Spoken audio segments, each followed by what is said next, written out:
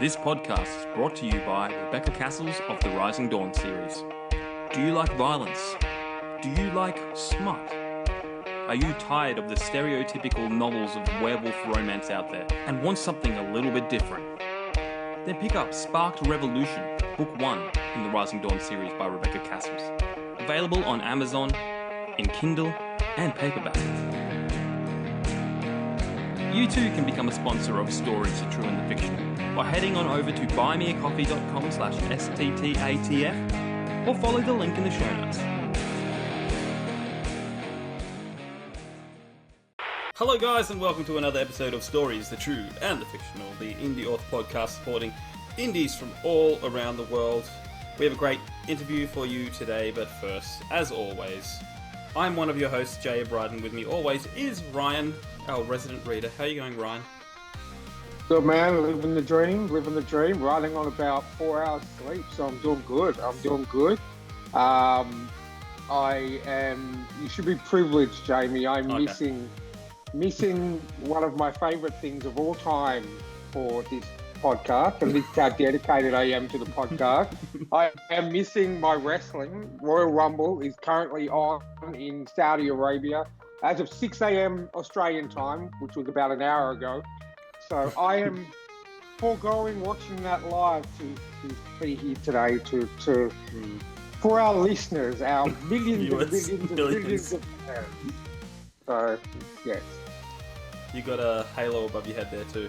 You know? I do. Yep. This is the I'm back sitting at my computer desk. Hopefully I will be back on the computer next time we record, because I'm getting I've half set up my NBN connection. I'm just waiting for a part from the provider, and then I should be up and running back on the computer and not having to use my terrible hotspot, which glitches all the time. It's the wonderful world of Australia, where we have the worst internet in the world, yet we gave the world Wi-Fi. So exactly. It's just absolutely insane. But no, I'm very, very happy to report that after a very long 2 months, I actually made my return to the movie cinemas this past week. Yes, I went and saw a very, very, very good adaptation of a book. So I thought it's relevant to bring up. Okay. I went and saw the psychological thriller / horror called The Housemaid with Sydney Sweeney and Amanda Seyfried. Very, very, very good. I've read the books as part of a trilogy of books by, I think, Frida McFadden, if that's how you pronounce it properly. I've read the 3 books several times. Absolutely love it. And the movie was a very, very good adaptation. So I'm looking forward to checking out the sequels when they come out. I believe a sequel has been greenlit. So yeah, definitely looking forward to checking that out. Alright guys, remember to check out our sponsors Rebecca Kearsells and Martin Kearns. They've got some great stuff. Rebecca Kearsells for the paranormal romance, Martin Kearns for the urban fantasy and a little bit of horror. Our honorary sponsors, which we cannot forget to mention because they won our best read, which was Janelle Schiecke for The Clutter Man, and the best cover for Land of the Ill-Imagined by Alexander Robb. So check those guys out. All the comments are down below. Buy Ryan's shirt. We do have merch. Links are down below, but now let's get into the show with our wonderful guest, Neo's girlfriend. Is that right? No, it's not that, Trinity. Sorry. Welcome to the show, Trinity Cunningham. Thank you. Yeah, I'm. That was always a favorite of mine, The Matrix, because there was rarely ever Trinities anywhere. So it was like growing up, I was like, yes, something has my name. Well. It's like I don't want to. You're not allowed to ask people their age, but like, were you named after that, or just something completely different? Proud to say that I was born before The Matrix came out. 92. I think the movie came out 99 or something. 99. Yeah, that sounds right. I'm like, I can't even remember now. But yeah, no, after me. So I'm not named after. They named the character after you. Actually, it's funny because like I wondered, because it's like, where do you get a name like that when you've never heard it before? And it was apparently my grandpa who'd come up with it. So it's a fun fact. That's awesome. Okay. Well, I like to think of it as maybe an homage to the Holy Trinity, and by the Holy Trinity I mean Batman, Wonder Woman, and Superman. Right. There was a comic series back in the late '80s called Trinity. So maybe your grandfather was a fan. You never know. I don't know if you knew him. That would be really hard to believe, but maybe, who knows? Maybe there's some secret life I don't know about. Well, isn't there that like 75-year-old grandma that plays like some game online, and she's like super famous for it. She has like a channel, and she actually passed away late last year. Unfortunately, she was 91, and she used to play. She played Fortnite. She played Call of Duty. All those like battle royale online games that me and Jamie know nothing about, because we actually enjoy good story and not just murdering people. She was 91, I believe, and listeners, correct me if I'm wrong. I'm 99% sure she was 91, but she did pass away late last year. So, it proves that's gonna be me. You know, I'm going to be gaming until my last days. You know, I play at least, maybe like 3 or 4 hours of video games every single day. So I'll be doing that in my 90s. There you go. Excellent. Ultimate gamer, something to look forward to. Yeah, the nursing homes for our generation are going to be very interesting. Yeah. Well, they're already getting there. My grandfather, I think maybe about 5 years ago, we put him not put him in. He had dementia, so he had to go to a nursing home where he got care around the clock. So the technology's up there. Like, they had massive flat screen Sony TVs, like about 5 of them throughout the whole premises, recliner chairs for people to sit back and watch TV, and no gaming consoles, but I mean, give it time. Give it another 40 years or 30, 40 years when we're in nursing homes, and I'm pretty sure they will have like the PS10 or something like that. Be like a 90s arcade. Yeah, exactly. Yeah, right. All the millennials in there. You can imagine someone coming back in time, or coming to the future, and it's just like, is this an arcade or is it an old folks home? That's something like I would happily have Alzheimer's, because it means I'll be able to replay my favorite games all over again and experience it as brand new. So yeah, but then you wouldn't be able to remember where you're up to. Well, yeah, exactly. Maybe like a version of Alzheimer's where, you know, my memory kind of resets every 3 to 4 months. It's like just the perfect amount. Yeah, exactly. It gives me the time to, you know, finish my games, enjoy that, and then reset, and then I haven't played this one before, even though it's like my 100th playthrough. Yeah, I'm down with that. Anyway, we've been going for a while, so let's ask the question: who is Trinity Cunningham? Who is Trinity? I'm author, obviously. I write the Guardians of the Wildfire Stone series. So it's like a fantasy series that revolves around this Wildfire Stone, which is kind of essentially like the heart of this country. So it's all sword and sorcery, magic and curses and the like. A little bit, it's like medieval adjacent. So yeah, along those lines. That's what I write right now. Anyway, I've got the 3rd book. I've got the 1st book, Bloodbound. The 2nd book is Unbound, and I have them actually. I'm so bad at like bringing these up. Well, I got Bloodbound, and I've got Unbound, and then the 3rd one is coming out in April, Inherent Bound. So, sensing a theme, at least a word. Yes. Only for this one. The series is done after the 3rd, and then I'm done with the bounds. I gotta move on. What, you're not gonna do one called Homeward Bound? like that classic movie? Ryan shakes his head, but you loved that movie, Ryan, didn't you? No, I love that movie, but I just think that we should like at least alert Trinity to the fact that Jamie does all the dad jokes on this podcast, but has no children. So it's very, very weird. It's like a one of those, you know, those Schrodinger's box things kind of thing. Does he not? So, but not quite. Gotcha. Okay. There you go. So we are going to talk about your books later. I did do some little bit of info stalking.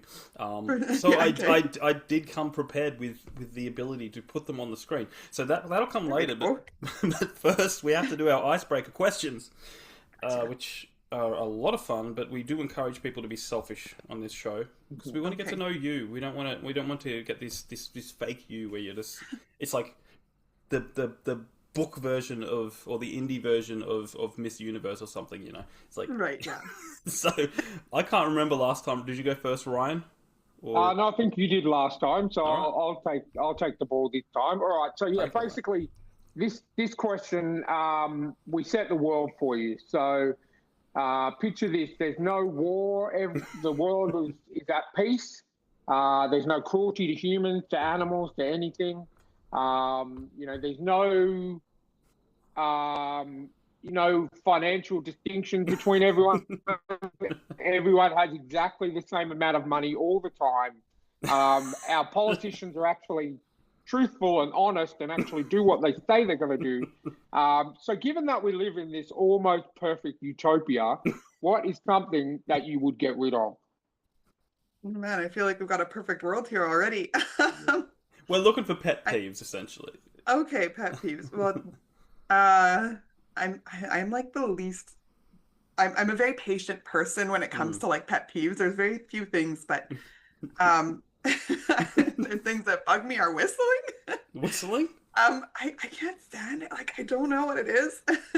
I hear like my daughter loves to whistle and she does it at home. Maybe it's just because she does it all the time and it's one of those things that just grinds on me now and I'm like, stop whistling. I love her and I love that she can do that. I can't even. Maybe it's also like that part of me that's like she can do it and I can't. Maybe my sister can't whistle.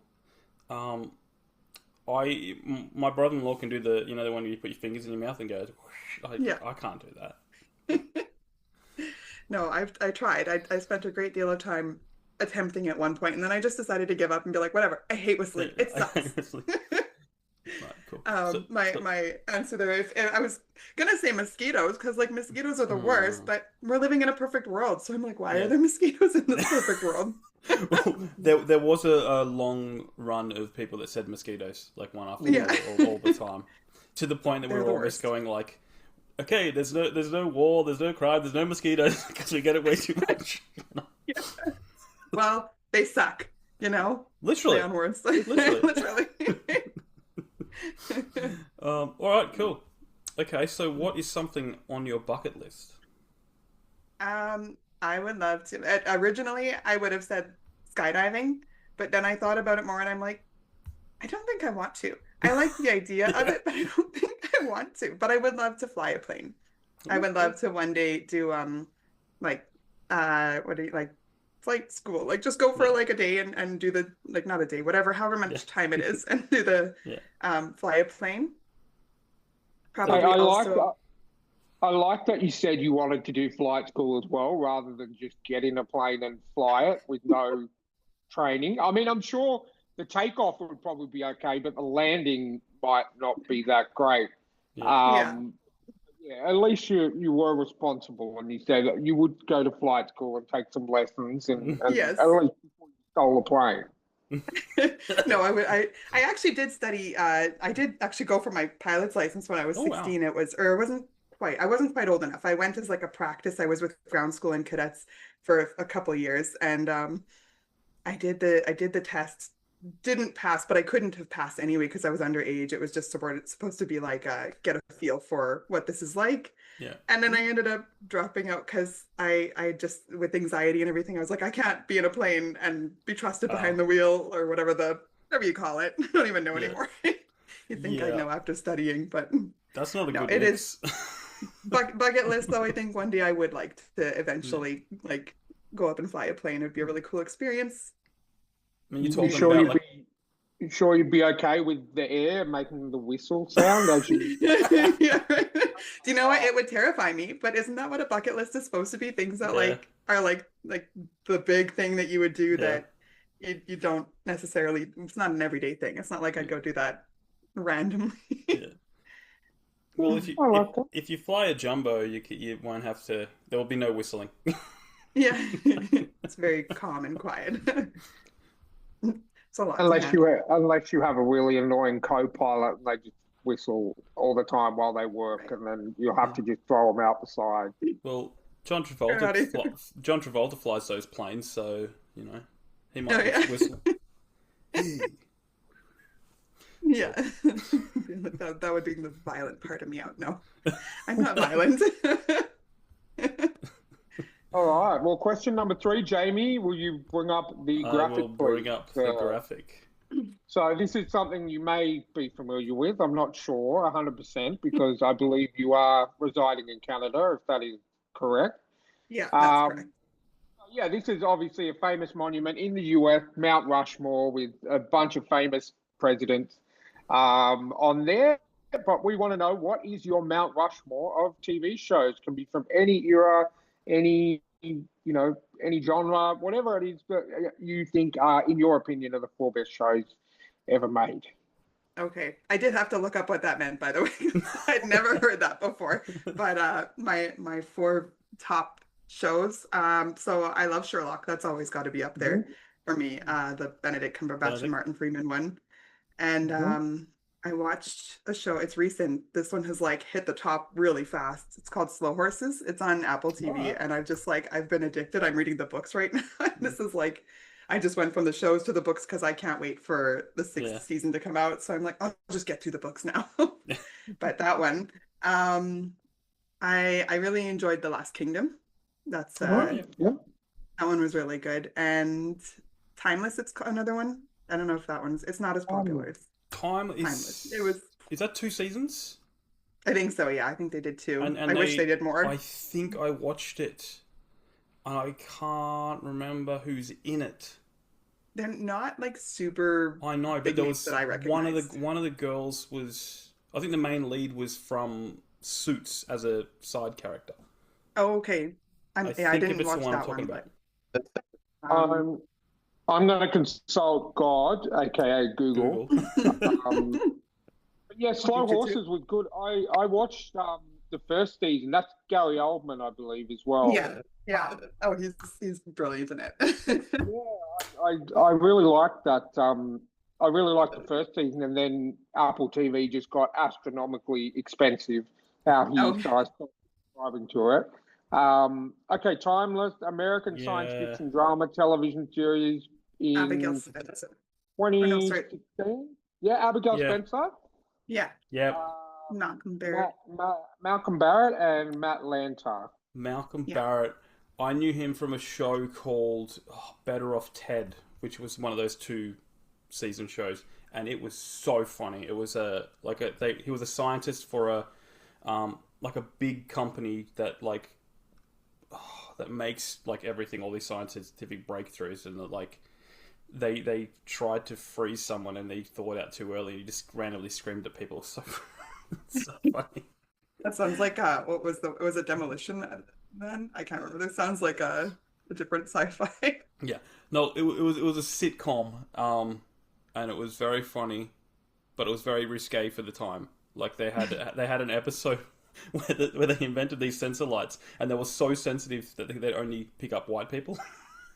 Oh my goodness! So then they had to hire a white person to follow a black person around, but then they thought that was too racist, so they had to hire a black person to follow the white person.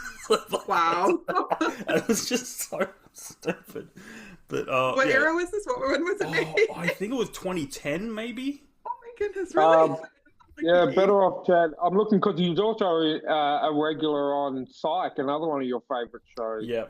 But Better Off Ted was 2009, 2010. So yeah, 2 seasons. Psych was a good one too. I actually forgot about that one, but that was a really good one. Yeah. No, but I love Timeless. I watched that a few years back. Yeah. But again, not enough seasons. No, I agree. I hate when they have a really good show and then they cancel it, and then it will change how I feel about the show. Then I'm like, well, I liked it, but they stopped it, so now I'm like, I don't know if I should like it anymore. Yeah. I'm kind of on the fence with that. If they give the show, if the showrunners know that the show is gonna end and they get to give it a good ending at least. Yeah. Rather than just because there was this show, I think I've mentioned it before, came out, I think early to mid 2000, between 2000 and 2010, called Alphas. And it was back when the superhero genre was kind of getting a bit of a boom. And it was about these, I don't know, 5 or 6 people who had different abilities, kind of like in the vibe of Heroes, but more down to earth, more reality based. It was freaking amazing. It was on Sci-Fi over in the States, and it didn't come out on TV over here in Australia because we're that backwards that people don't want us to have good shows. So I had to obtain it legally. But yeah, it was such a good show, And then the season finale of season 2 was amazing. I was like, wow, I can't wait for season 3. And then they cancelled it. Yeah. And of course they did. Man, come on. That will forever stick in my mind. And because of that, I refuse to watch that show again because of how good that season 2 finale was. Yeah. And the fact that there's no more. Yeah. But if there's shows that get cancelled, but they get a good ending. Yeah. You know what I mean? Like, perfect example was a show that me and Jamie liked, Resident Alien. I think initially they said they were going to cancel it at season 3. Yeah, well, no, they did. They did, and then it got picked up by another channel. Yeah, and then I think it went to Netflix over in the States, and everyone loved it. It was an absolutely amazing show with Alan Tudyk in the lead. And then it got a shortened 4th season, which wrapped everything up perfectly. Yeah. And I'm fine with that. I can rewatch Resident Alien, again and again because they got to wrap it up. Yeah. But shows like what they did with Alphas, and I'm sure a lot of other shows, I can't watch it again. That just ruins it for me. And it sucked because it was such a good show. But I can't watch it now because writers have just mucked it up. That was like one of my favorite shows, Chuck. They did 5 seasons, but I think when it got to season 2, like that had the longest amount of episodes, and then season 3 they thought they were going to get cancelled, so they semi-wrapped it up, and then season 4 they thought they were going to get cancelled, so they semi-wrapped it up, you know. And then they went, season 5, but season 5 is definitely the last. Wrapped it up, you know. So I hate when they're left open-ended, and you're like, but I was really enjoying that. I'm weird. I like a little open-ended. So you have to think and you can guess. You go, what happened? You know. But if it's there might be more. But if it's like another one of my favorite shows from the early 2000s called The Pretender, the 4th season ends with all the characters on a train and the train blows up, and then that's the end. That's massive cliffhanger. Super great. you could tell that they got cancelled, and they were like, "How do we wrap this up without?" Right. We got cancelled the week before this episode was filmed. Yeah. Let's just put everyone on a train and blow everyone up. No, I'm pretty sure it was like, we're filmed. Sorry, you're cancelled. Yeah, I get ya. I get ya. Not like, what was it, Stargate? When Stargate was halfway through making season 1 and they were given 5 seasons. Just 5 seasons. Wow. Yeah. So it's... But that also doesn't really work well because we've seen what happened with the Lord of the Rings TV show. You know, that was greenlit for 5 seasons. A massive billion-dollar budget, and it's still rubbish. Absolute rubbish. Is that the Rings of Power you're talking about? I think I only made it through halfway of the 1st season or something. I forced myself to watch the 1st season. Me and my wife watched because we both love Lord of the Rings. I mean, me and Jamie and 2 of our other friends are massive fantasy nerds. We play D&D. We have for the last 10 years, once a month. So fantasy is our jam, and Lord of the Rings those movies are just so freaking perfect. It's not funny. And then, you know, we hear, they're getting like $5.4 million or something per episode, or some ridiculous amount of money per episode. And then I think, we forced ourselves to watch the 1st season, and it was just, it was just horrible. It was absolutely horrible. And, I refused to. I don't even know how many seasons. I know there's a 2nd season at least, but I mean, No, thank you. Where the orcs are just trying to get by and they have families and Yeah. Oh my goodness. Everything happens. So yeah, it's just insane. it's so dumb. No, I didn't watch any of it. I made about halfway. Honestly, it doesn't get any better. And as I said, this is someone, and you know me, Jamie will know me. I am very, very generous with TV shows and movies. I'm one of those people who still went to, all the Marvel movies when Marvel kind of took a bit of a nosedive. I still went and saw every single Marvel movie. I still, paid money to go and see them. So I'm pretty lax, and even I didn't get to the second season. So definitely, if you do have anything called taste, or you do like good storytelling, good fantasy storytelling, just go and rewatch the movies, the trilogy. Yeah. Seriously, it's just the best bet. Extended. I'm reading the books right now. Actually, I'm listening. I should say I'm listening to the Audible books read by Andy Serkis. It's so good. Brilliant. I love it. I can't get enough of this. I'm going to say, because there's two different versions of the audio books, and when I got them, I first got my Audible account. A mutual friend of ours, Michael, said, "Look, make sure you go for the Andy Serkis one. You will not be disappointed." And I have listened to them maybe 4 or 5 times since I got them. The way he does, I mean, he can do voices, but the way that it feels like you're watching a movie, but just listening to it. Yeah, because I don't think I'd be able to get through that first bit of the first book if he wasn't reading it, where it's just like, hobbits. This is about hobbits. I'm going like, I don't. But he makes it enjoyable. Yeah. He brings it to life for sure. Yeah, 100%. Anything that he reads or does or acts in or produces or directs or writes or anything, I'm all on board for. So. He's got some A-list trilogies because he's got Lord of the Rings. He's got the Planet of the Apes ones. Yeah. Yep. Which, even though the fourth one was filmed in Australia, it's so funny. The fourth one's great, but I'm sitting there and I'm going, that's a gum tree. that tree is native to where I live. I know that train tunnel. Very nice. That's so cool. It kind of almost ruined it. When they filmed Hacksaw Ridge in 20 minutes from my house, they walk into this building and I go, I know where that building is. And then they're inside the building and I go, that's not the inside of that building.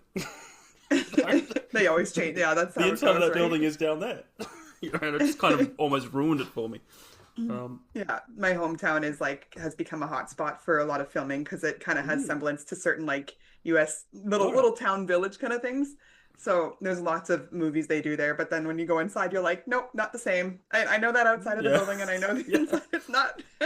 Well, you got a lot of good TV shows. At least when I was growing up, Canada was the experts at pretending to be Americans because filmed in Canada. We are Canada. But Stargate was a Canadian production. Okay, I didn't actually know that. Smallville, Canadian. I think I knew that one. To the point where Stargate, Smallville, and Twilight Zone all used to play each other in a hockey tournament. Okay. I don't think a lot of the cast, but a lot of the crew on that. Yeah, well, I know Smallville. I know that was filmed in BC. I recognize some of the places. I don't live in BC, Kansas. But that's so it's just familiarity. Yeah. But the Flash show recently was filmed in Canada. I'm pretty sure Arrow and Supergirl were as well. So it's a big hub for it. I have a friend who he used to own a music studio over here in Australia. He used to play in a band that we played with quite a bit. He moved over to Canada. Because he was doing, he does lighting for a lot of the movies. He did lighting for Suicide Squad and for a lot of the shows. And he did lighting for, I think, 3 seasons of The Flash. Okay. And when it came out, he knew that I absolutely loved it. And he actually, on my birthday, sent me a photo of him and Will Smith when he was doing lighting on the Suicide Squad movie. And he would send me behind the scenes photos from The Flash and photos with all the cast and everything like that. It's insane. It's just, you guys do so... Yeah. And now he's a permanent resident. He lives over there permanently. His wife is Canadian and everything. So, nice. definitely a hub for television and Well, movie filming. correct me if I'm wrong because you're from Canada, but I heard that like a lot of the reason why they film so much in Canada is because you can drive like an hour and the landscape changes, or half an hour and it changes when like in my province we're like we've got forest, we've got desert, we've got cliffs, we've got Yeah. prairies, like we've got it all right in like one province right in the middle. So It's like, I bet that desert because they filmed the third episode of Stargate. They go to a Okay. desert planet because the joke about Stargate is they literally go, we're going to a new planet. Okay, outback. Just Yeah. go out to the woods because every Believe planet that. looks like Canada. you know what, I've actually never been to the desert that we have here. Yeah. I have no idea what it looks like, but my dad likes to tell me about it. So Yeah. like I The believe desert. you. Yeah, 100%. But again, I know those woods so well from Stargate. I was watching, what was it, the new anime show, but it's live action. Avatar. One Piece? No, Avatar. Avatar. Avatar, the last Airbender, which is better Yeah. than a million times better than the movie. But they run past a log, and I recognized the log. Like that log is in Stargate, It's just that. Those stand out to you, the landmarks. Yeah, it's just insane. But I have a knack cool. for picking extras. Like I spot extras who are in other shows. Like Oh yeah, it's annoying. But like the same ones. You mean like people Yeah, like- who are like so. There's obvious ones like any movie Jackie Chan is, and he has the same stunt team, so all the bad guys are always the same. But didn't even know that. But well, it's because you work with a stunt team. You want to work with people so you don't It get makes sense. accidents. Ironically, Jackie Chan's broken every bone in his body twice, so no. But there's other ones Parts like of the job. like a lot of the sitcoms, Big Bang Theory, had crossover with Chuck. But yeah, I love watching the background ever since I was a Yeah, kid. that's so cool. Yeah. Anyway, this Yeah, is so if our listeners didn't know we were nerds already, now you do. It's okay. I'm right up there with you. I'm an uber nerd. My favorite. I will watch the. Go ahead. Oh, sorry. My favorite thing is watching for mistakes in the background because there's a lot. Like my favorite movie, yeah. Back to the Future. There's so many mistakes in the background that are so funny. There's a kid that needs to pee at the end of the third one, and he's just pointing to his willy. It's just like trying to tell people I need to go to the toilet. The horse. I love looking at that. There's a horse in The Last Samurai that kicks an extra in the nuts. So Tom Cruise rides up along the army, and then he gets off, and in the background, the horse just does a sideways kick, and this extra goes. Oh my goodness! It's a dangerous job to be an extra. Yeah, it's like I'm up the front. I get to see Tom Cruise. Oh man. That is fun. I like to watch the commentary after. Like I'll go back and watch the movie with the commentary. Yeah. That tells you the nerdiness of me too. It's like the favorite movies. I could tell you those little tidbits and details in the filming process just because I watched it. It's awesome. Anyway, let's get to the next question, which Okay. is, what is your zombie apocalypse plan? Oh, I've thought about this one lots. Because I live in Canada, we have like -40, -50 this week temperatures. It's No, like you'll be insane. fine. They'll be frozen. I'm like, they'll just freeze. I'll go and, bash some heads off and we're good. Just gotta wait till winter. That's pretty awesome because I just kind of Freeze like them out. freeze in space, and then it's just like silent kill. Yeah. Nice and easy. You don't have to deal with the crowds. That's actually something I actually queried because my wife knows all these weird, wonderful facts because she has ADHD, so she hyperfixates on stuff. And I was watching the wrestling the other day. They were in Montreal, and like we all know that they like to over embellish when they say facts and stuff. And one of the commentators said, I think it was only -7. I don't know if it was Fahrenheit or Celsius. I couldn't tell you, but she said that it's that cold that if you took a pot of boiling hot water and threw it, it would turn to ice before it hit the ground. And I thought, oh yeah, whatever. I said to my wife, is that true? Is that how that? I mean, -7. Is that all it takes? And she said, yep, it really does. So, and you're obviously confirming it living in Canada yourself. Yeah. That's At least in Celsius. I don't know Fahrenheit. I'm not familiar with Fahrenheit as much, at least We read Fahrenheit for water temperatures. It's weird, but air temperatures. I was listening to a podcast, probably, but that actually came up. I think 33 is our zero. Okay. So Celsius. So it could be minus 7 Fahrenheit. Minus 7. Because that kind of makes sense. It's like instant freeze, you know? Yeah. Well, we've had the temperatures we've had this week have been. My friend actually went out and did it. It's like, yep, no, it happens. I don't think it's that cold out here. Like we get. I love the cold. Absolutely love the cold. At the moment, like I said, it's 7:39 and it's only 24 degrees outside, which is reasonably chill. And I've got the aircon on right above me right now. Me and my wife, we sleep in the bedroom. We have the aircon on 16 degrees flat the whole night, and I love the cold. Freeze and pull blankets over. But absolutely love the cold weather. I would much rather live in cold weather, all year round, and have the summer that we're going through at the moment. Yeah. But yeah, what kind of I know this is not the weather podcast, but how hot actually get in Canada? I've never really met anyone to ask that question. Does it get as hot as it does in the States, or is it still reasonably cool? Well, where I am, we get the extremes on both ends. So we get really, really hot in the summer, 40 degrees with high humidity, and then in the winter we get the very opposite end of that, where it's freezing. That's why most people here will tell you that their favorite season is fall or spring, because it's just that not so hot, not so cold. But we get hot weather. I don't think as hot as you guys. My parents went to Australia a while back, and they're like, no, you just stand and sweat. You just stand and sweat on the ground. Well, it depends where you go. We have Jamie has it a little bit better because he lives in the mountains, so it doesn't get as hot.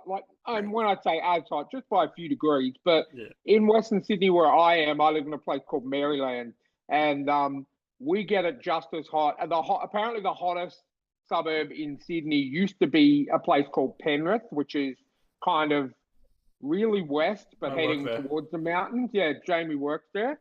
But now Maryland is actually on par with Penrith. So the hottest degree we've had this summer has been 43 degrees.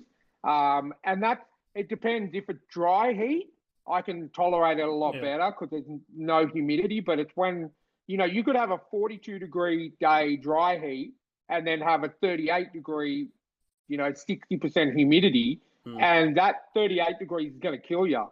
But the 42 degrees, it's dry heat, no humidity, then you're okay. Again, I think it's once you get to a certain age as a male, you start caring about the weather a lot more. I can remember, I think it's when I turned 40 or 38 or 39, I was just like, wow. Every time my wife would touch the air conditioning remote, I'd be like, don't change that. Don't change the temperature. It's so cliche, but you do. You start caring about the temperature and the weather a lot more. I think a few years ago, Penrith got to 49. Yeah. Oh, yeah. I do remember that. That was when they actually had to send people home from job sites, and even people who worked in the office, with air conditioning and stuff. They sent kids home from school. They sent people home from work because it was just not safe to be outside. We have this thing about cooking. We can cook eggs on the pavement. I think I've heard that we can literally cook eggs on the pavement. Yeah, 100%. You see, I follow a lot of. I love. Again, this may be showing my old age, but I love those. Outback trucker shows where they just drive across. From one side of Australia to the other, and you see all the breakdowns and everything that happen. A lot of those truckers I follow on Instagram and stuff, and they generally do most of summer, once a week, get out and they could fry an egg on the pavement, on the road. It's that insane sometimes. Yeah, that's crazy. It really is. Anyway, let's make it to the end of the icebreakers. Yes. We're only 43 minutes in, and we haven't even started talking about your book. So, question number 5. I'm going to have to bring it up because we have changed it recently. Now, you're familiar with the Back to the Future movies, aren't you, Trinity? Okay, just check. I'm pretty sure everyone is. I've got my husband's like big fan too. It's his favorite. Question used to be, Bill and Ted, from Bill and Ted's Excellent Adventure, and Keanu Reeves, Alex Winter. Yeah. But then we had so many people who were just like, "What? Who's Bill and Ted? Like, what this movie?" So, like, okay, fair enough. Talking to the wrong people. Oh, tell me about. Well, that's what I said to Jamie, but he just wanted to change the question. But anyway, so question number 5: Dr. Emmett Brown leaves his DeLorean parked in your driveway. Where and when do you go? You know what? I'm like, at first I was like, oh, maybe I go like, back in Bethlehem or like early days, Jesus, and like I'm like, yeah, but it probably sucked for women, so I don't think I want to go. You got to think about that. I know. I'm actually, that was a hard one because I'm quite content where I am. Get one of your fake beards.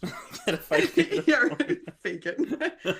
I don't know that there's anywhere I'd go in history that's not like, here and now. If anything, maybe the future. But then again, I'm also like, the future freaks me out. We got a scary future. I'm like, I don't think I'd go anywhere. I think I'd just probably let it stay parked and see who wants to take it.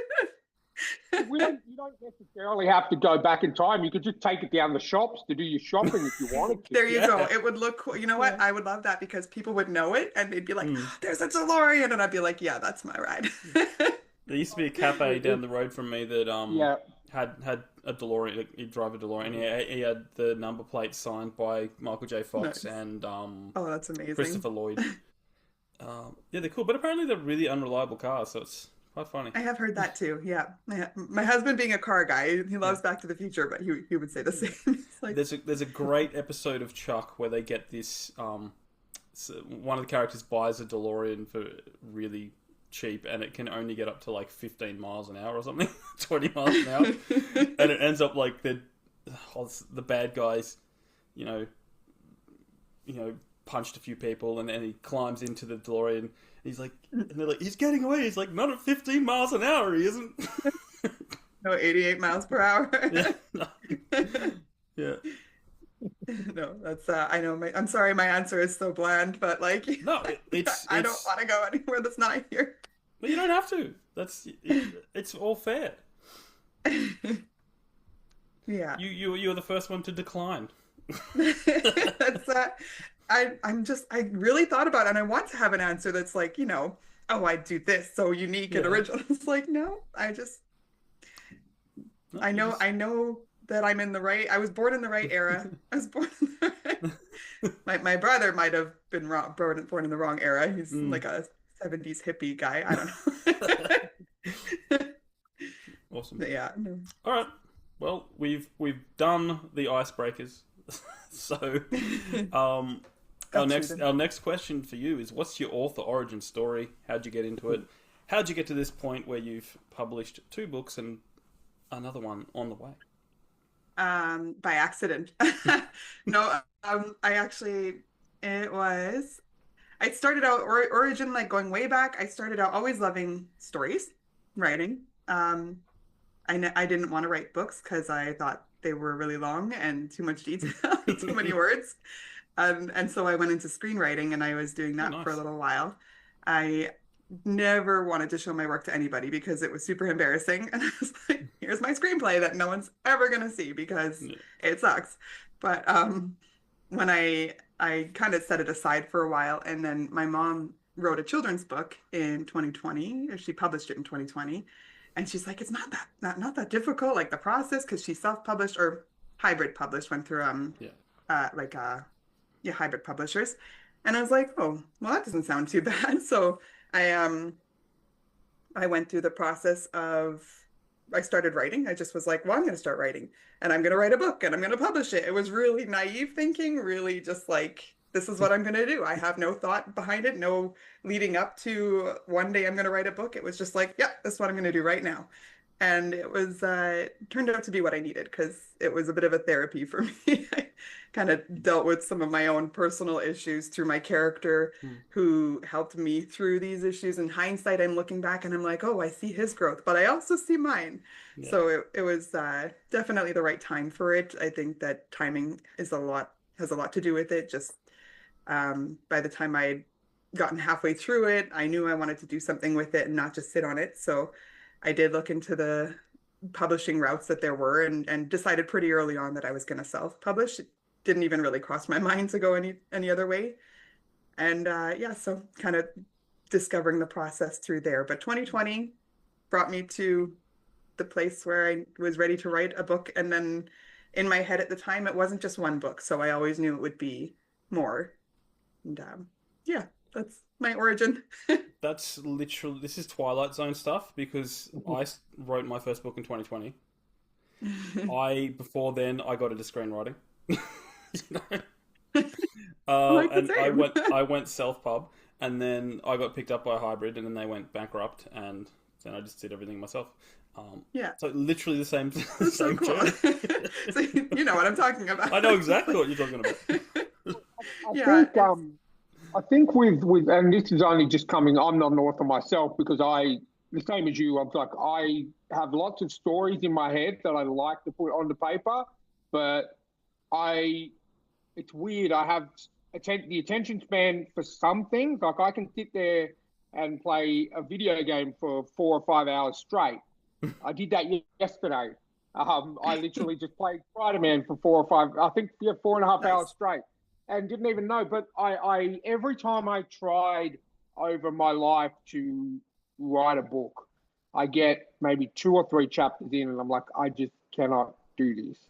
So I don't know what it is. But I find that during this podcast, there's either the origin story can be answered in one of 2 ways pretty much the whole time. You've either been writing your whole life since you were a little kid, or you started later in life, or during COVID, or, because a lot of people had a lot more time in COVID. You can go out and hang out with friends and stuff. So why not, pen to paper?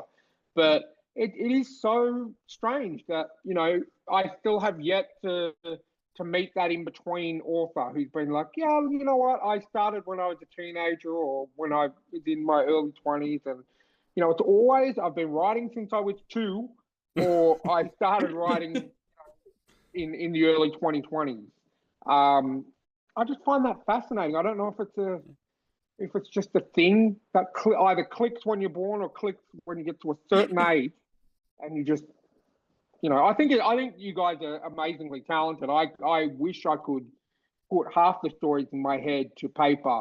And the fact that you guys have the actual ability to write, especially fantasy. We all know how long fantasy goes for. I've read 1,000-page fantasy books. You guys are just, you have the control and the focus to do it that I wish I had. But I don't know. I wonder if that's something, whether you start early or start late. I just wonder if there's something in the water when you're born, or when when you hit your 20s, like you hit the 2020 mark. I don't know. I don't know. It was a series of circumstances for me. It was just, I did always love writing since I was young, but never, like I said, it was too many words to write in a book. But it's more of the stories that I always love. And I think that if I didn't write them down, they would just drive me crazy and like stir within me and be like, just trapped in there, and then nothing would get resolved in me. So it was just like, just write and do it, just because get it out of my head. And then I feel the same way, but like the fact that you had the focus and the ability to actually sit down and write all of that, I think that's amazing. So I before this podcast, I actually did research, and I actually got your first book before we even started recording. So I'm looking forward to delving into it. So I'm on a bit of a fantasy kick at the moment. I just finished reading Jamie's latest book as a test reader, and that was really good fantasy. So and the one I've just started is fantasy. So I'm on a bit of a fantasy kick aside from my normal horror. So I'm looking forward to back into it. Yeah, I've been meaning to get Jamie's book as well. I'm not on a fantasy kick at the moment. I finished the 3rd book, and I feel like I've just been in fantasy overload for like 6 years now. What is it, since 2020? So I'm like, take a break for a little bit, and I love fantasy still, and I will get back to reading it. I'm just in a bit of a lull, a break right now. So Yeah. Oh yeah, well, I mean, you've been writing it for so many years. I can imagine. It's like the last thing you want to do in your free time after spending all this time writing fantasy is actually reading the same thing. as much as I do love it though. Yeah. Yeah. It's, No, yeah. I love fantasy, but I have to audiobook that Okay, now yeah. mostly because it's so big. Yeah, Yeah. no, the one Ryan spoke of, that's my first attempt at fantasy, and I've heard from most of my a few of my beta readers, and a lot of them say like the prose is really good, but the some of the characters are a bit bland. There's stuff I've got to work on. Like I want to make it better. I want to fill it out a bit more because it's literally the first time I've done fantasy.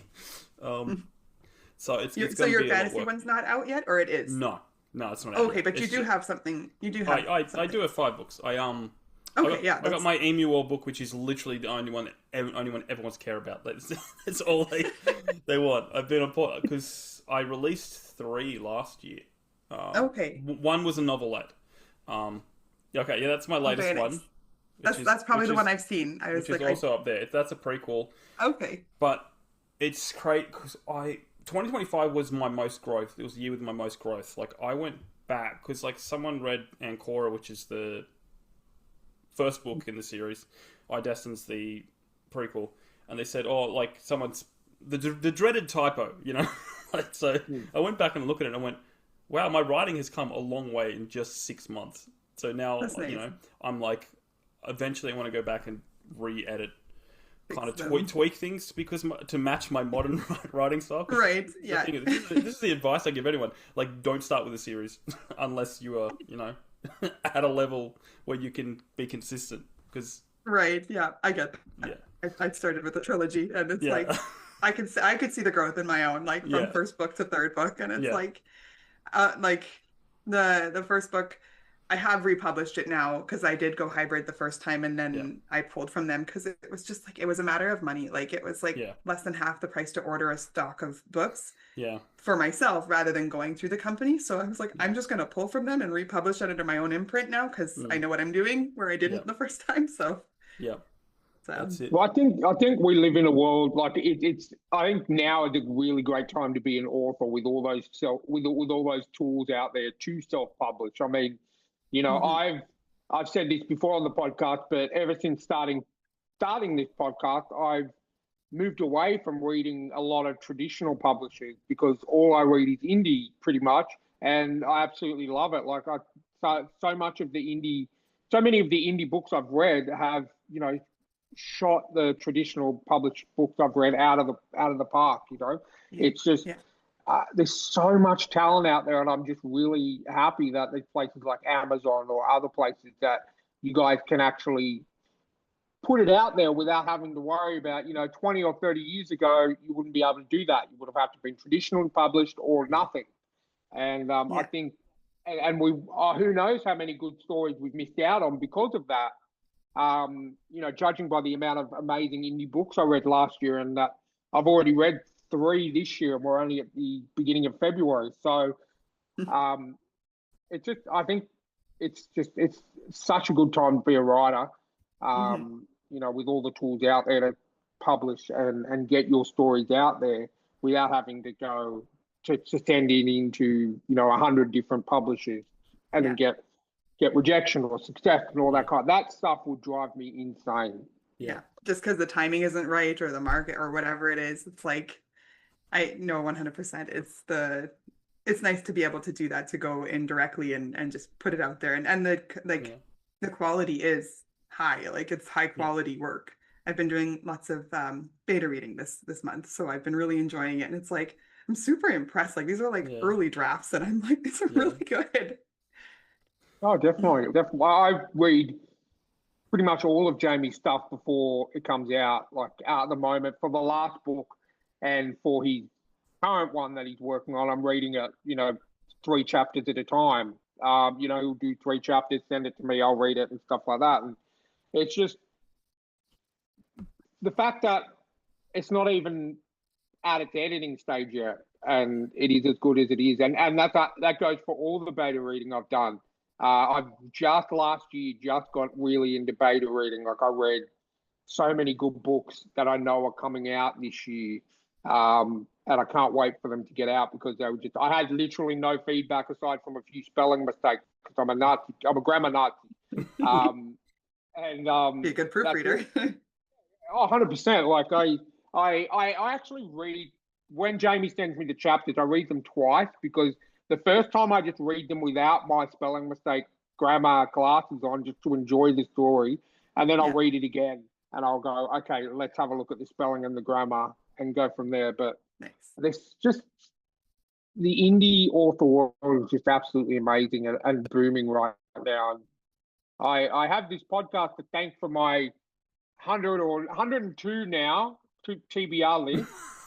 Because every time we do an interview, I end up buying a book, or now that I'm on X, and the only people I follow on X are authors, like indie authors, and I think it's good and it's bad because it's good because I get to interact with all you guys, but it's bad because at least once or twice a week people have sales, and I'm like, okay, I'll buy this, I'll buy this, I'll buy this, I'll buy this. It's just like, and look, I'm so glad that I haven't bought an indie book over $10 yet, Australian, $10 Australian. So I'm very happy about that. My bank account is very happy about that. But yeah, my TBR list is just insane. But I'm slowly making I set myself a goal this year to read 50 books. 50 books. That's a good goal. One a week, essentially. I set mine for 30 and I'm like contemplating 50. I'm already at 8. So I'm like, I should probably up this. That's it. Like I read a lot of horror because horror is my jam. I love horror movies, TV shows, books, games, whatever. And I've only just gotten into reading horror last year when we started interviewing authors from a group called the Dark Veil Society, and so many good horror. But as with horror movies, the horror books are normally a lot shorter than fantasy and stuff like that. So if I'm having a slow month, I might read like two or three or four. I might read 2 horror novellas in a week, and then go, okay, that's 2. That's done. Yeah. The size of it matters. Exactly. Yeah, exactly. Well, generally, most fantasy books I read are, upwards of 400 pages. So I try and get through at least maybe 1 to 2 to maybe 3 per month, depending on how much I'm reading. So, but it's just, I'm spoiled for choice. I have so many amazing books on my TBR that I just can't wait to get to. Yeah, it's the size of the book is also why I haven't upped it to 50, because I know there's a few on my list that are going to be like chunkers, and I'm like, I don't know if I'm gonna be disappointed if I don't hit that 50 or like pushing to read smaller books just because. It's like, no, I'm just gonna like leave it at 30 and read the books I'm gonna read, and some of them like are bigger than others, but it's just I'm actually recently into horror. I think I read 1 so far. I've just read 1 novella, and I'm like, hey, that's my first intro into horror. What you're probably going to cause me to buy another book, but what horror novella did you read? It was Molly Macabre's the short. I can't remember the name of it right now. What comes before? What comes before? Yes, thank you. Well, I already own that, and I've already read that, so thank you. I don't have to buy another book today. I'm safe. But she's amazing. I've read that, and I've read the first book of her trilogy, Dark Bloom. And actually, I got an alert that the sequel actually came live overnight. Whispers of something?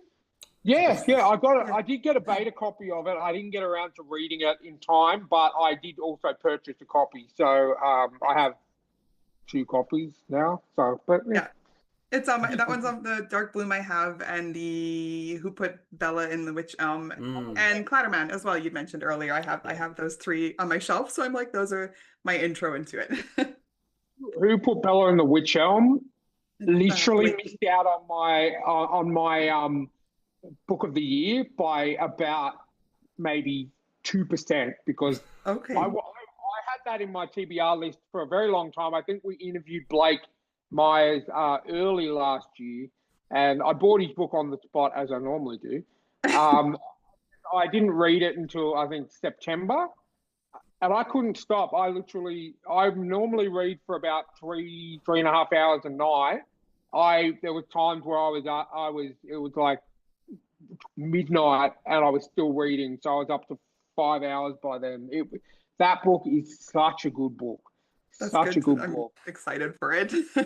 You're selling it well right now. Oh yeah, look, I do that. That book is, as I said, with that and Clatterman, because I knew about the awards that we're doing for quite a while, and every week they were kind of taking each other over.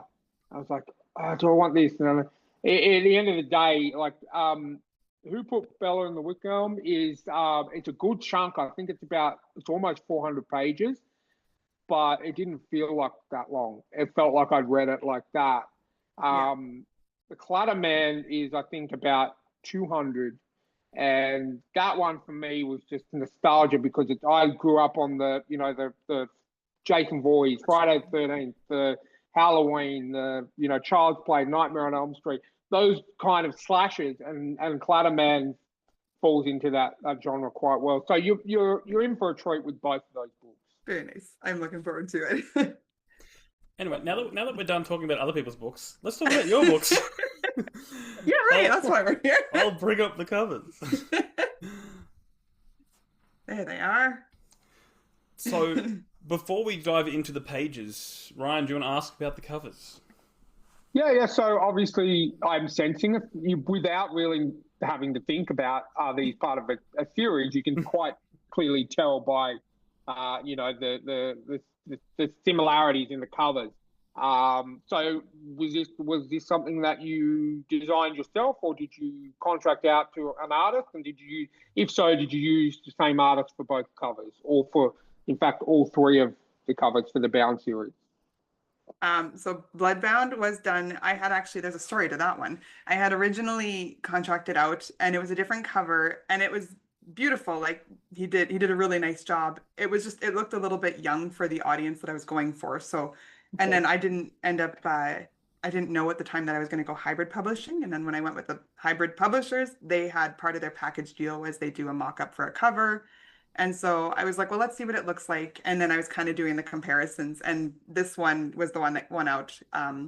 Originally, the colors were not right. They had done it in red and gold. And I'm like, no, they have to be like this blue, purpley, foggy hue kind of thing. So they were able to do that for me. And I was like, okay, perfect, brilliant. But yeah, it was just a little bit of an older audience than my original. I should probably get the original one so I could still show it because it's really nice. When I went with the second one, I opted not to go with the hybrid publishers, also again for money reasons, just really expensive. So I was like, I'm going to do this on my own. And I had a lot of encouragement from the community, which is brilliant. I love that too. My biggest problem was like, I need a cover that's going to line up. And if I was going with the publishers, Oh, you froze. So I was like, when I looked for an artist, I was like, can you match kind of this look? And the person that I was talking to at the time was like, yep. So I went forward with it and hired him. But I don't know, maybe I'm really picky. Maybe I'm like the worst person to work with for artists. I don't know. It was not what I was looking for necessarily. And at the time I didn't have the compass image. We were using the original like Bloodbound, the emblem. And just playing off of that at the time too, I had learned that the hybrid publishers who did Bloodbound had used generative AI for the emblem. And I was like, yeah, I just don't want to like go forward with it in that, like knowing that now, like where at the time I didn't. Yeah. It's just my preference. I didn't want it used in it. So when I went with the cover, then I was like, well, I'm not paying for another cover artist because I already did and I'm not using that. So I had already licensed the font. And I had already like licensed images through Adobe because I do photography and I do other stuff as well. And so I was like, well, I'm going to make it and see how it goes. And I'm my worst critic because I felt like I did it in a rush and I felt like I was like under pressure to do something. But I made the cover for Unbound. And now I've also done the cover for Inherent Bound, which I feel a lot better about because I've actually like gone and prepared to do it and taking my time over months to like perfect it. So it's been a process with the covers for sure. And a definite learning curve, either about my tastes or my communication. I'm not sure, but it's at least I know I can. So yeah, that's the story behind this. I think and you have obviously you have every right to be picky because it's your work, it's your your creation, your pride and joy. So I think you have to be picky about it, and you have to say this is not good, like not good enough. This is not what I had in mind. Yeah. This is not what I'm looking for, and you have every right to say that because I mean you've got the perfect idea in your head, and sometimes that can be really hard to describe and to put down on paper. But the fact that you were able to then go and say, you know what, I'm just going to do this myself because I know what I want, and to actually have that cover look as good as it did, from you designing it yourself, and to hear that, you know what, you're confident enough to move on and do the third cover as well, I think is phenomenal. The cover looks amazing. So thank you. Not 100%. And to me, if you told me that, the same artist did both covers, I would have believed you because they look so similar in terms of being, you could tell that they're part of a series. That's good. I'm glad to hear that.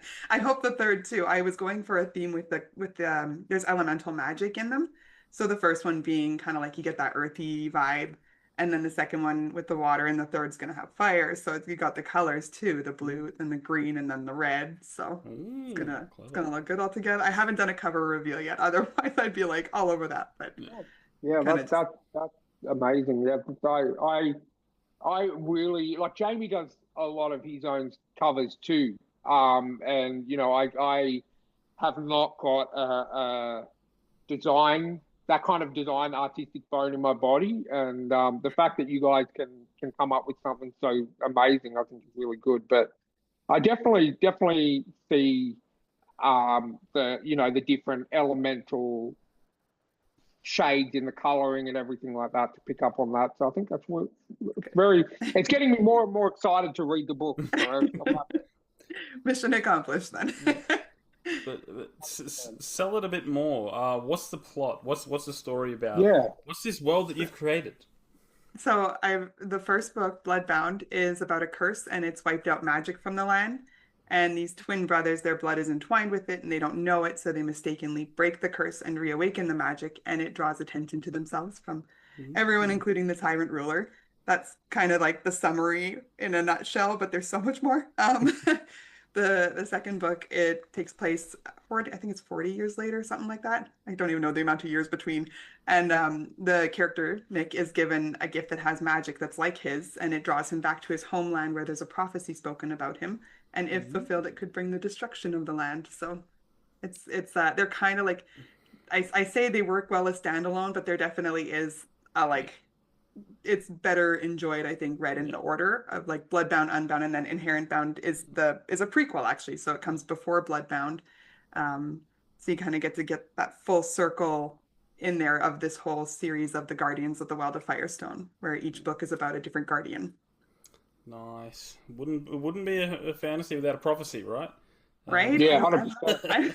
I love the prophecy. And I'm like, you know what? I know there's so much like back and forth about tropes and all this and the chosen one. I'm like, I will take chosen one to the cat. Like, I love it. I will always use it. Well, it's about how you execute it, though. Yes. Like Exactly. There's some tropes that you just want, you know? Yeah. Yeah, exactly. And if they're done well, and that's the thing too, is like when writing it, it's like I don't want to do the chosen one just for the sake of doing it. Like I want it to feel like you want to root for him, obviously. Like that's the goal, right? So making my favorite trope, absolute favorite trope, is what I call the "I love being alive" trope, where where it starts and you just know something's going to go wrong, horribly wrong.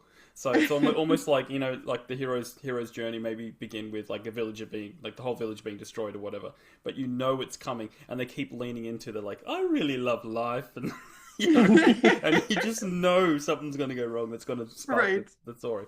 I just love them. I like that too. I don't even think about that, but when you say it, it's like that's fun. There's a bazillion movies that do it. I'm just like, oh, something's going to go wrong. It's like focusing on the family, focusing, oh, they're all together and happy. Right, so you're waiting for it. Those promises that are being made. Yeah. And then, That's something that I read in a book on writing, like on the craft of writing, and it was like, make lots of promises, but make sure you're fulfilling them. If you're showing everything's going well, you better be sure that something's gonna go wrong. Like, yeah, it sucks for them. Sorry, characters. Not sorry. Are you ever sorry about killing character? Have you ever had to kill a character you didn't want to kill, but you knew you had to kill? Yeah, I can't give spoilers, but that's all right. there was definitely one in particular that was like, well, okay, let's go back. There was one death that I didn't see coming, that I didn't know was gonna happen. You think as the writer I would, but I'm a little bit of like discovery writer where I plot points, but then I don't really know fully where they're taking me. So I kind of, deviate a little bit. We are the same person. I was like, you look like you know exactly what I'm talking about.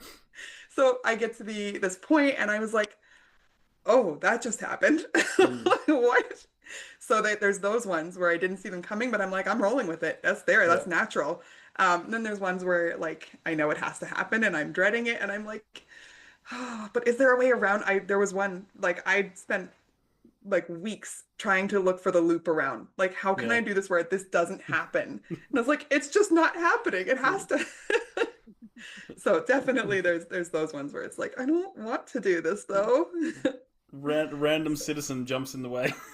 Yeah, right. I don't even know. I did for the one I'm talking about, I did have something and I was like, I could make it work, but it felt like a cheat. It felt like I was cheating the story. Yeah. And I was like, no, I need to stay true to this, and this is what's got to happen. And I know it sucks, and I'm like dreading it, but yeah, there's those ones too. I did that with one of my stories where I think I did like 4 drafts or whatever, and I kept cycling through, and it kept getting me to that point and going, no, I don't want to do it. Don't want to do it. Makes it really hard to write it. Yeah. Yeah. Yeah. No, definitely have those ones too. And then the ones where you're like, it's going to be good, I promise. Like their death, it sucks, but it's going to be better. Yeah. I'm kind of like the opposite, being a massive horror fan from being 10 years old. I don't like it when people live. There's certain people that live. I'm like, you should be dead. How did you escape? You have not one athletic bone in your body, yet you managed to outrun this supernatural entity that should have murdered you the second it saw you. Right. So I get to MacGyvers. Exactly. That's one trope I hate. The unassuming, innocent person who's never had to deal with anything bad in their life, and then all of a sudden when something bad happens, they're like a superhero. Yeah. Right, yeah. It's like, no, that doesn't sound realistic to me. No. It's not at all. A lot of times, like, I know for myself, like I have a character who's not the hero type, but he's got a lot of people around him. And it's the dynamics of that kind of help in his case, but oh, definitely the support. Every good every good hero needs a good support team around them. We all know that. Yeah. Yeah. No, it's I definitely don't shy away from death in stories, but at the same time, I don't just do it like on the fly. You're not George R. R. Martin. You don't just murder people every chapter. No. Yeah. Like, there's something to be said for and that was something when you're talking about the favorite shows. I was like, well, I enjoyed Game of Thrones, but not to the point that it was like I love it, because I'm like, I couldn't root for any one character except for the one they killed off in the first season. I like a good guy. Yeah, no, I agree. Like Game of Thrones for me I enjoyed it. Don't get me wrong, I enjoyed it. My wife absolutely loves it. I think I've only ever watched it once. I've never watched it multiple times, whereas my wife, she'll watch it multiple times, and she likes the spin-off, the House of the Dragon and stuff like that. But yeah, there's no one to really. There's only 1 or 2 characters throughout the whole show or all the books that you can root for that actually make it out alive. It's just, and that's not how that kind of fantasy is really supposed to be. you're supposed to. It's kind of meant to be the hero's journey, and you really only got that for one or two of the characters. Where I think maybe like a few more should have had that opportunity. Yeah, yeah. But yeah, it's just it's one of those things where I'm just a horror buff. I'm like murder everyone except for just give me one person that survives. I'm okay with, but when you start giving multiple people surviving, these supernatural entities and stuff like that, I'm like, really? Yeah, it's the bringing people back that gets me. I'm like, if you're bringing a person back, there better be a good reason for it, and there better be like a good explanation for it. Because I hate the cop out, like bring them back kind of thing. Yeah. Oh, definitely. Well, I'm a comic book fan from way back, and that's the one thing that annoys me in comics, especially Marvel and DC, that no one ever stays dead in the comic books. And I used to believe that. I used to believe that no one stays dead except for Spider-Man's uncle. But then I read a series not long ago where he was not really killed. He was transported to a different dimension, different multiverse. And he's now living with dinosaurs and scantily clad women that fight a lot of people. Why? I thought Uncle Ben was sacred, but clearly not. Yeah, right. I mean, his death had meaning. It had impact. Leave him dead. It sounds terrible. Yeah. What we do for the stories. Now, before we play our game of story pitch, what are you working on now? Like, what are you going to do after this series? I have a few stories. So I just wrote a short story that's a sci-fi. I've submitted it to an anthology now, so we'll see what happens. But I'm like, either way, it was fun to write. It was an origin story for the novel that I have that's a sci-fi. And also one of like the first screenplays that I had written way back when that I revamped and made it way better. That's not something I won't show. It's something I will. And then I have another story that's set in the same world as the Guardians of the Well of Firestone, but not any of the same. Like, it's just a different country that you won't see any of the same characters, but it's still like the vibes. But yeah, that one will have sirens in it, and they're really evil. And and then I've got lots planned, but that's kind of like most like closest to what I'm doing next. Yeah. I've got other ideas that are like definitely there for another time to consider and ponder. Excellent. Well, let's give you some new ideas with our wonderful game called Story Pitch. Yeah, okay. Just so you know, I'm terrible at these. Everyone says that, but they end up doing really good. So the game is called Story Pitch. It is inspired by Mirthquake. Some of the stuff that he used to do. It's awesome. But yeah, so you've got a setting, genre, main character's profession, and a crazy addition. Basically, you give us a number between 1 and 12 for each of these categories. Me and Ryan have a brand new graph that correlates to the number that you give us, and then we give you the parameters for you to pitch us a story. Okay. Just so you know, there are 2 rounds. The first round tends to be easier. I did shuffle these around a bit, Ryan, because after we play the game, I'll let you guys know the statistics. Because I went through the entire story pitches that we've played and collected all the data. Then I ran it through AI and said which is the most common answers we get. So I just don't want to put ideas. I don't want to put ideas into your head before we play them. You know. Well, I like that you've also incorporated in the new graph some of the answers that we've asked previous guests. What would they like to have in the crazy edition field, and I can see a couple of them in there. So yes, I think that's going to be quite good. So once we stop recording, feel free to give us a crazy addition that we can add to this to the story, because Tim McKay put a real good one in there. And if you get it, you'll know it was Tim McKay. Okay. So now what this is. let's start by giving us some numbers. Just pick any between 1 and 12. Any numbers. Now you can go 4 because each one's different if you want, or because we've had that before. But it's 1 to 12 for each of these categories, so we need 4 numbers. Okay. Let's go 5. Yep.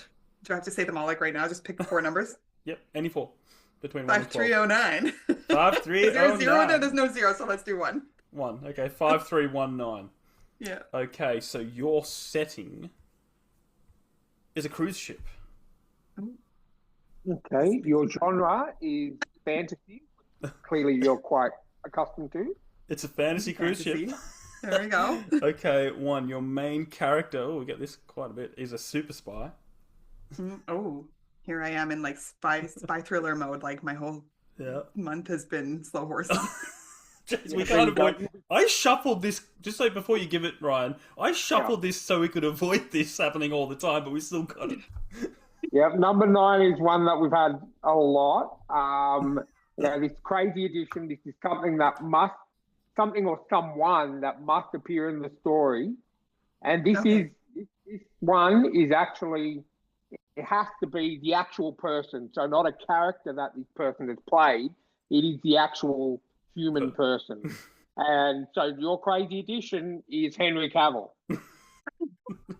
So they have to be an addition, or no, like so. Something that Henry Cavill, not Superman, not Geralt from The Witcher. Okay. The actual person, Henry Cavill, has to be in your story at some point for some reason. Okay. So, boy. To run it through again, give you some thinking time. The setting is a cruise ship. It's a fantasy. Your main character is a super spy, and Henry Cavill has to appear at some point. Okay, that's going to be hard to differentiate now. Henry Cavill not being the main character, but having him appear.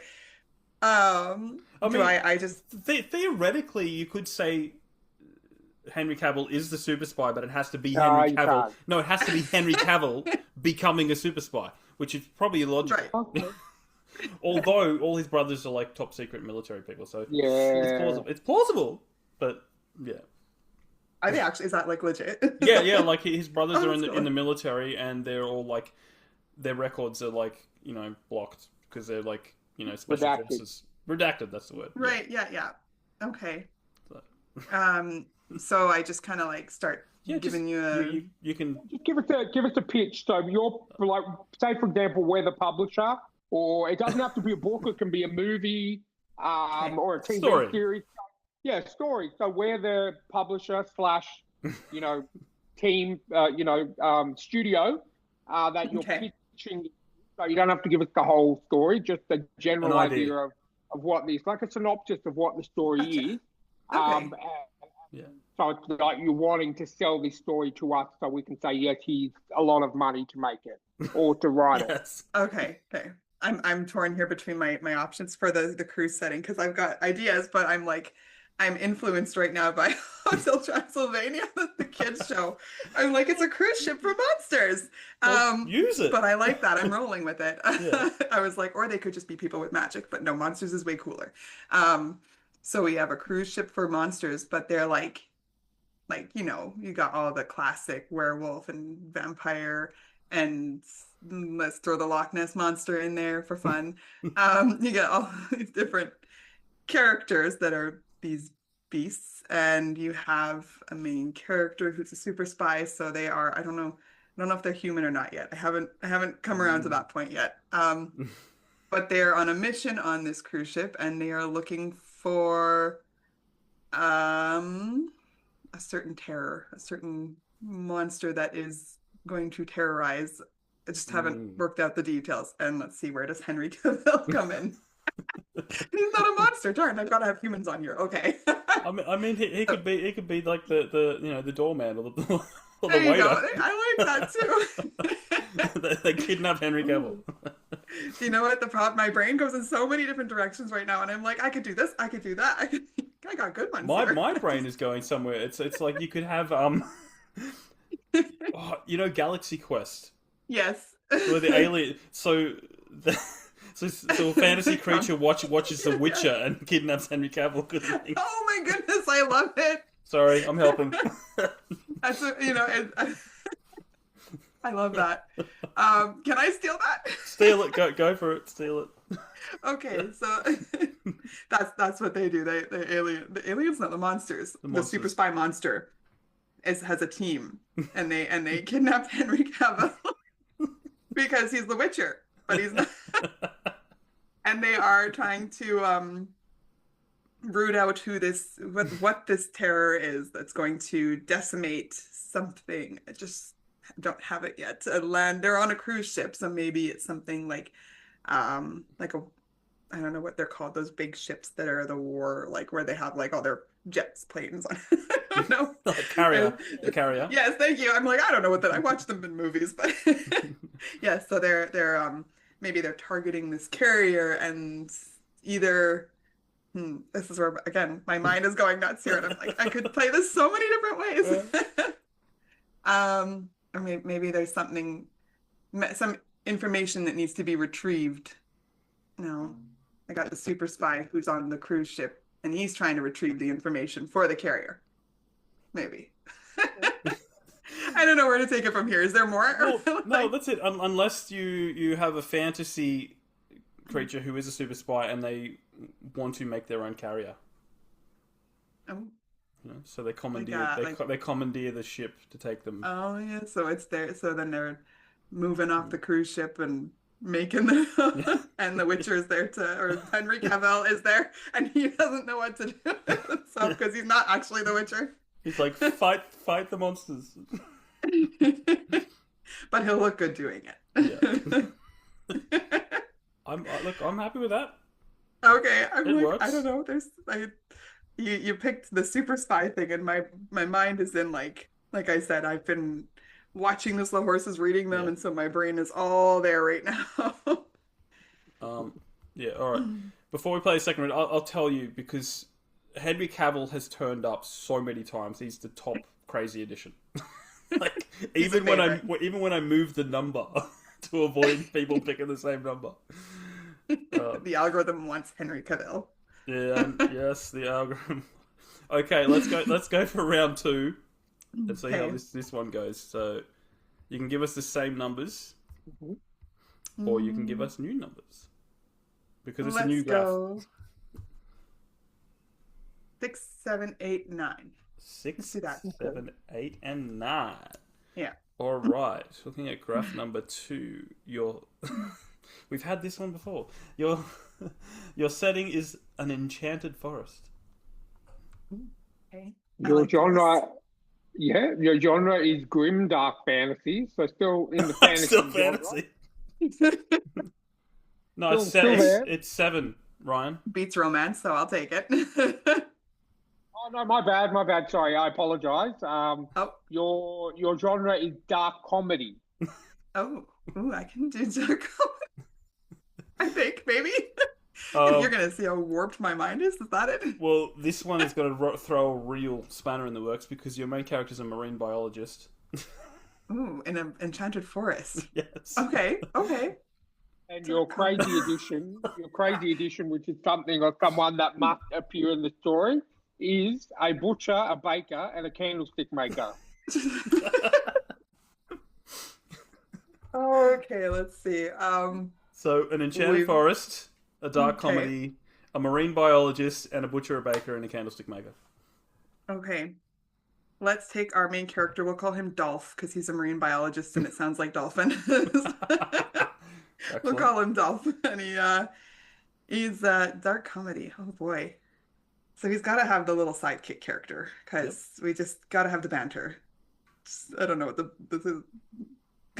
I mean, we'll give him a nickname. He's called Flounder. Flounder? We'll have his Flounder, his little sidekick. And what's he doing in an enchanted forest? It's enchanted, so it's magical. So you know what? There's a hidden ocean under the forest floor. And he's got something to do with the candlestick. What did you say? The butcher? A butcher, a baker, and a candlestick maker. In the undersea ocean. Okay.